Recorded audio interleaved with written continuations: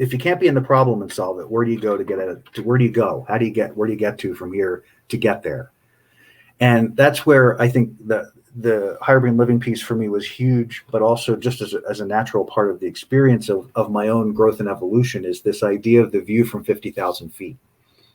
And what that means is it's the way that we on a daily basis use our energy, our daily practice, the things that help us to align with the greatest part of ourselves, right? That's really significant, because as you connect to that greater part of yourself, your vision begins to expand. So when you're locked into will, when you're locked into ego, you have a very limited, I'm using my hand to create this sort of telescopic effect, that you are limited very much by what you can see in that world, because will requires a very intent focus into something.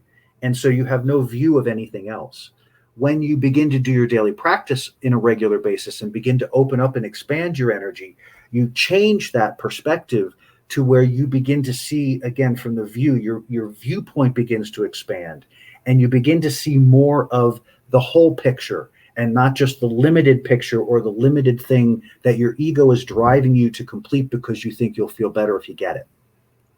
When you see the view from 50,000 feet, you go, wow, okay, there's a whole lot more going on here that I don't comprehend or understand.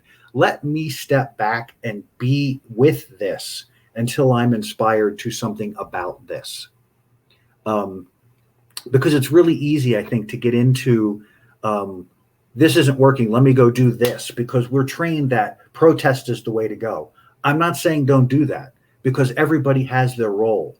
Everybody has the thing that inspires them. And for some, that inspiration is, I got to get on the streets and I got to talk to people and I got to say things. And I need to share my vision of how life could be different if we tried something different. Mm-hmm. So trust your passion, trust your inspiration, but don't force your inspiration. If you are operating in any of it from a space of anger, stop what you're doing and step back, because anger is not where the solution is. Anger is a part of the energy that created the problem. And if you are in reaction to it, you are having a victim response to it. I'm not saying it's not impacting you, but you can't impact it from that perspective. You have no ability to affect it, because you are overwhelmed by the feelings and the emotions and the need to will it out of existence. That's not where we are in the world right now. That's not where we're going to be a year from now, 2 years from now. It's not where we're going to be.